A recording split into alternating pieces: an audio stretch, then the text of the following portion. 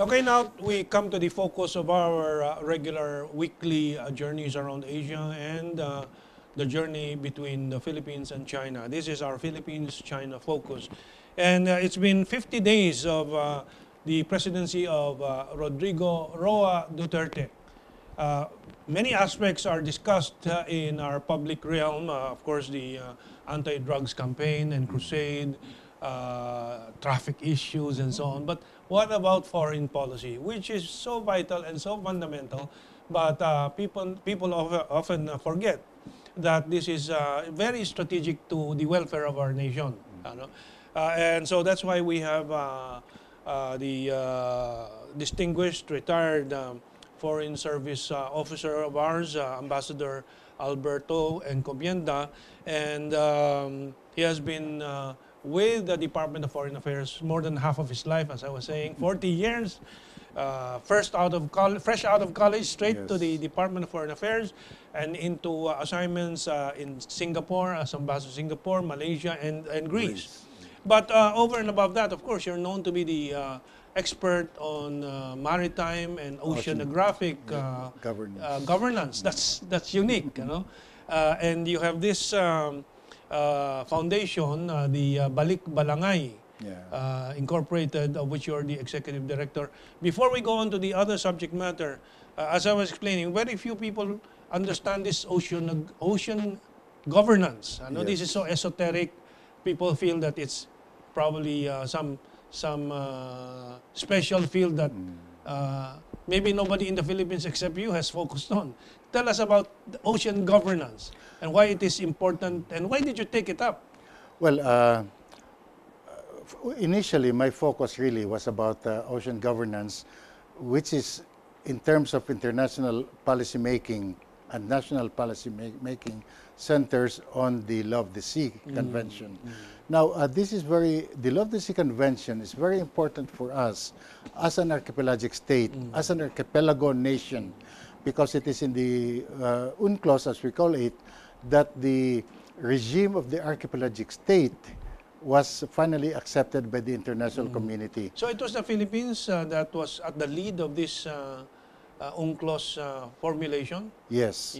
And if I would have to mention the team of former Senator Tolentino, is that it? Arturo M. Tolentino, yes.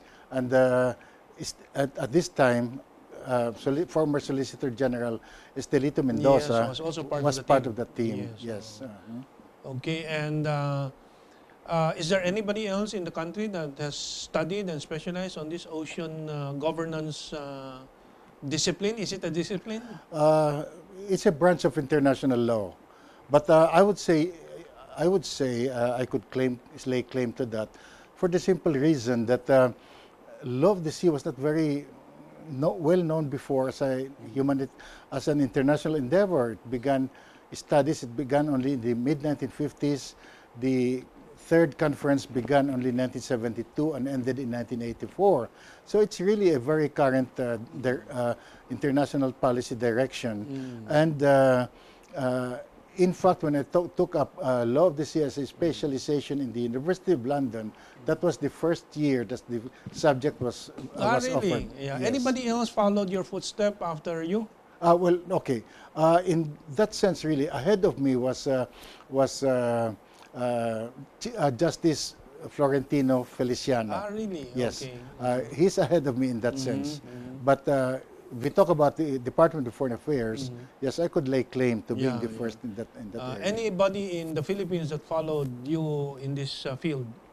Do you recall? I don't expect you to know everybody. There are quite a few of that, quite but I would not now. want to. Okay, yeah, that's right. Yeah, well, you saw some of the island images that we have. We'll be discussing several features of the China Sea in particular, because it affects this entire issue of in fact, countries that claim that they are a state, when if we go by the UNCLOS definition after the arbitration decision, they are just rocks in the ocean. But we'll go to that.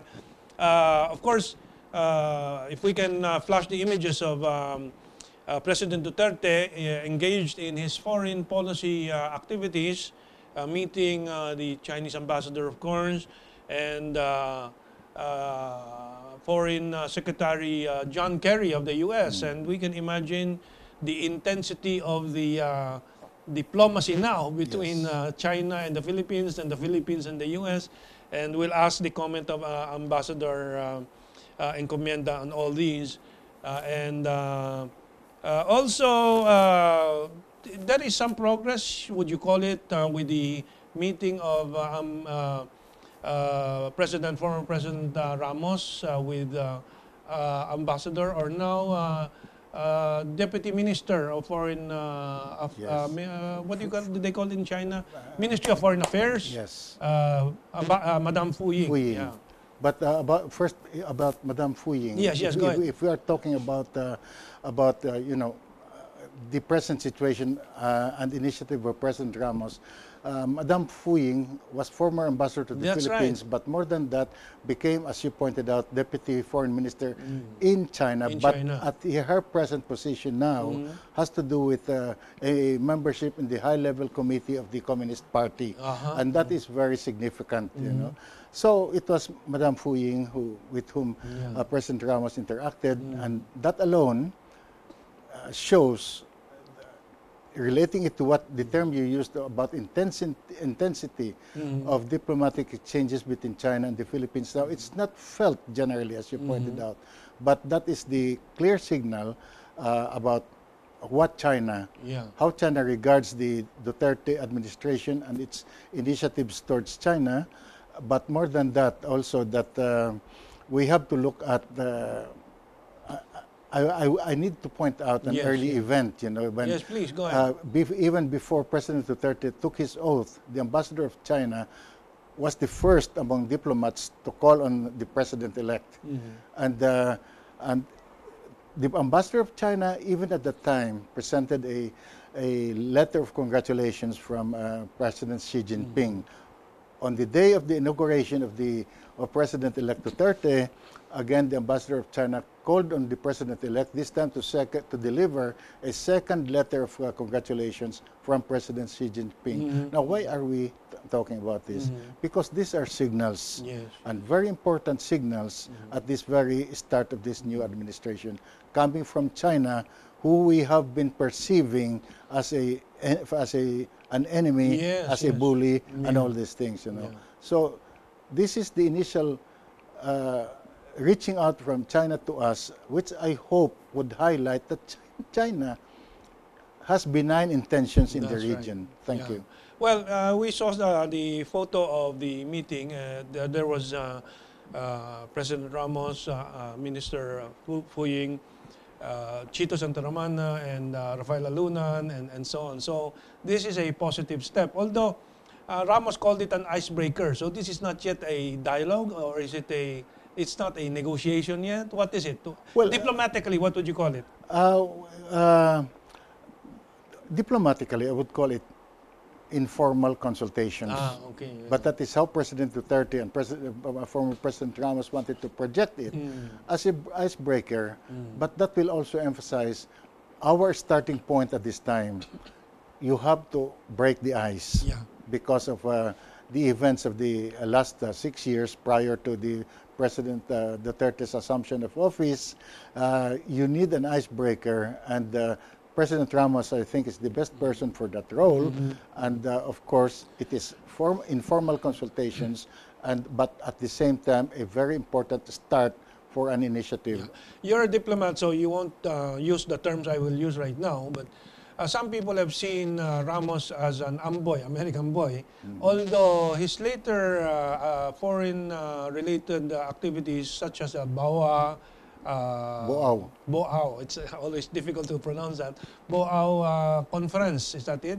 Yes. Seemed to show that he was open-minded about relations with China, and there is acceptability in China about Ramos. That's why it seems to be perfect now that President Duterte has appointed Ramos to break the ice. Yes.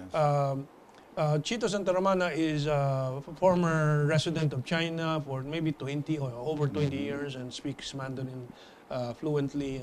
But Alunan is still seen as an amboy But would he be taking a more neutral stance now that he has a responsibility to perform for the Philippine nation and the state? Okay, first I want to dwell on BOAO Yes, yes. conferences, Yes, yes. as you mentioned. BOAO is the equivalent initiative Davos of is- equivalent initiative of China, China. to the Davos, Davos meetings. summits, Yes, yeah. so it's economic oriented, Yeah, but it's high level, Yeah. and it is being given a very high importance by China. And of course, President Ramos did not go there on his own. Yeah. He was invited, Invited, and that yeah. shows you the regards, China's regards for President Ramos, because BOAO is not a one-off meeting. It is a series of annual I think meetings. it's annual, no? Yes, It's and annual. President Ramos occupies a very high position in the context of that meeting. Now, going to the matter of you mentioned the Rafael Aluna and yes, Chito Santa Romana and the team as a whole. Yeah. the matter of being an amboy. Yeah, yeah. I think that would be an inevitable, shall we say, label to any president of the Philippines, prior perhaps to President Duterte. That's right, yeah. Simply because of our very strong interaction with the United States, which in fact the United States highlights as special relations in terms of diplomatic relations, but also as a treaty ally of long standing since after the Second World War. So our interaction from the time we became a state, of course, a Commonwealth state under the United States, and later as an independent state, our interaction for more than a century has always been with the United States. And with all these treaties and special relations that has developed, our direction has always been to the United States. We probably never looked at China before, because China during the last century was practically prostrate Yes. economically That's right. and even politically. So we did not probably bother with China. We were looking to the United States. So inevitably, any president up to this point in time would be seen as an amboy, simply because of the level and volume of interaction. Yeah. Well, there was some degree of independence being shown by President Estrada, and some people interpret that as part of the reason why he was deposed, no? And of course, even today with President Duterte, there's so much controversy. You have the Times Magazine featuring this anti-drug crusade and putting the presidency of Duterte in a negative light and so on. So some people would think that maybe there is displeasure in the U.S. being expressed in various ways. And is this inevitable with the distancing apparently of the Duterte government from the old model? Yes. Well, okay. You mentioned the refusal during the time of President Estrada of the Philippines to renew the military bases agreement. Yes. I would say that that was not really distancing ourselves from the United States, but more an expression of nationalism and independent foreign policy, which after all is highlighted in the 1987 Constitution of the Philippines, independent foreign policy. Now, if you talk about independent foreign policy, alliances and even military bases can be interpreted as an expression of sovereignty and an expression of an independent foreign policy, but it depends upon the context. At the time of when President Estrada, really the sense of nationalism and the growing range of international interactions by the Philippines, the military bases agreement, and if I may say so, even the mutual defense agreement might hamper our direction towards an independent foreign policy. Well, it's amazing when we discuss these things that time flies so fast, and we have to move on to the current events. And the arbitration has been behind us for several weeks now, and it seems, on hindsight now, this is really, this has become a spent propaganda force because nobody talks about it now. But there are residual crises that has not surfaced coming from this decision. For example, as in our informal discussion, you were saying that this was a surprising set of decisions where somebody wins 100%, and in diplomacy, this is unheard of, as I understand from what you were telling me. Is this so? So not in terms of diplomacy. During our discussion, I said that in the context of international awards, whether by, say, International Court of Justice, you know, or it is not very often that one side wins 99.9%. And also another aspect of that,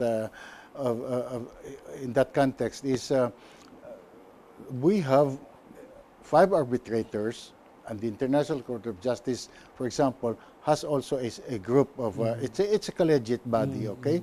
And it is very seldom that no independent thinking or even dissenting opinion has come out in this kind of arbitration, you know.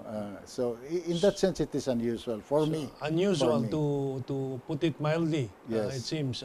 So that is an important factor now that we are looking back and evaluating, and many allegations of unfair conditions. I'm trying to also practice some diplomacy here.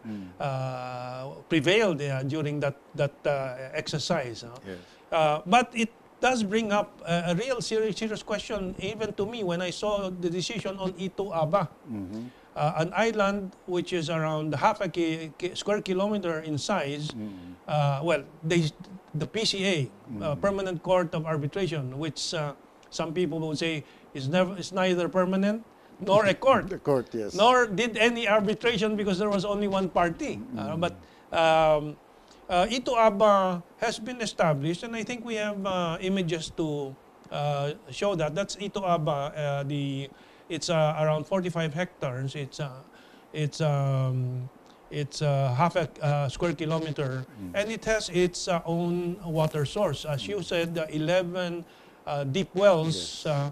and I think we have images of those waters being raised from the deep well. But there's the example there. This was deliberately shown, and I think a Filipino media person was also represented in that Yes, team that that's went there. right. Can you tell us more about that event? Well, even prior to the decision of the Permanent Court of Arbitration, the submissions of the Philippines was already public in the public domain. I could just surmise, although inside me I'm sure, that Taiwan, who holds Ito Aba, who is in possession of Ito Aba, must have checked on our own submissions. And in our own submissions, and this even before the decision came down, of course, we have characterized Ito Aba as a rock, and means it does not generate exclusive economic zone, it can generate a territorial sea, okay? So Taiwan, early on, before the arbitral award, precisely brought a group of diplomats, and even President Ma Ying-jeou, that time, yes, made a visit to dramatize that Ito Aba is not a rock. It has sources of water, it can sustain human habitation and economic life of its own. That was the first public demonstration by Taiwan. So the important character of what can be called an island is its ability to sustain a human community independently. So the issue of water is very important. But that brings up the question of Singapore. You know? But before we go to Singapore, about the other islands of the other countries like Layang-Layang, you were mentioning that some issues relating to this controversy about Chinese reclamation and so on. Layang-Layang, we have a video here, or a picture here. What was your observation about Layang-Layang? Well, Actually, it was a contemporaneous event when Presidential Decree 1596 of President Marcos Marcos. came out. So 1975, sometime Yes, there. Yeah. sometime, yes, that's right. Which is which claimed jurisdiction and ownership and sovereignty over Pag-asa Island.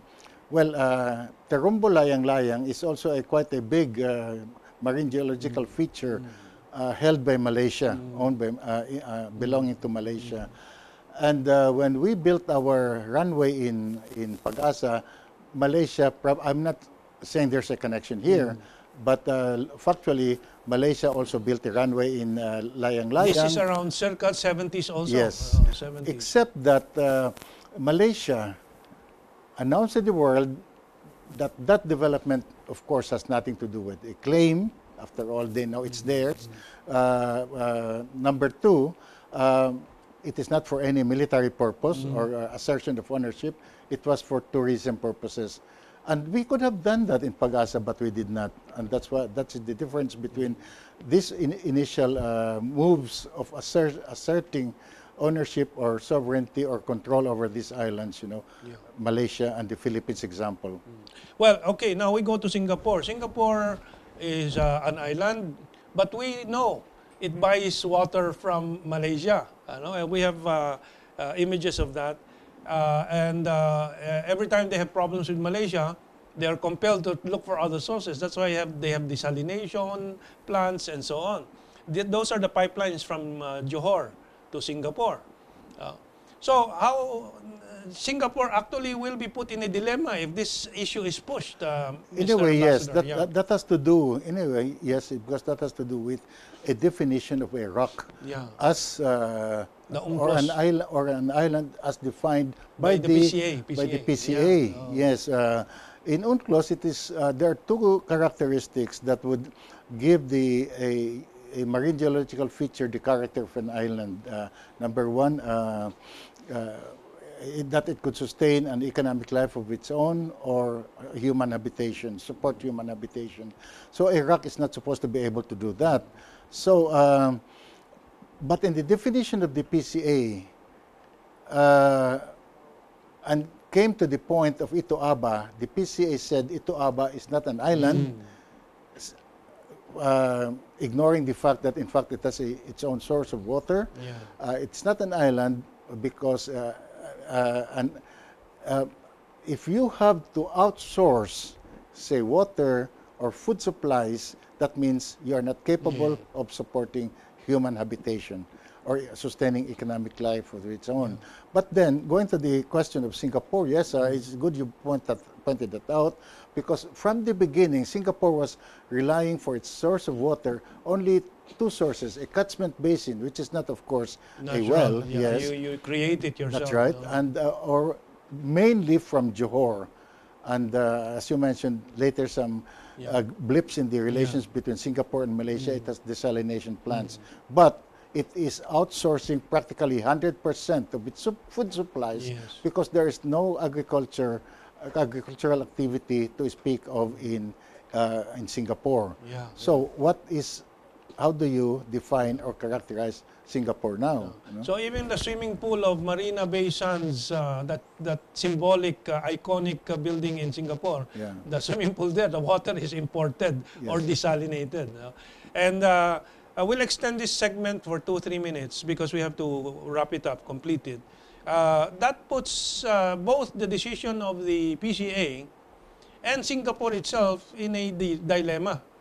Because Singapore geopolitically is caught between China and the US, and it stands by the arbitration position now, the PCA position.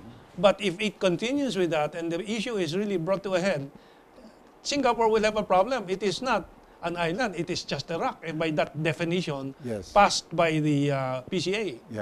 But that is something which, of course, that is a controversy, or this is just for academic discussion. Because the issue really that Singapore is looking at is this practice issue, and whatever takes sides in the PCA ruling has to do with this practice issue.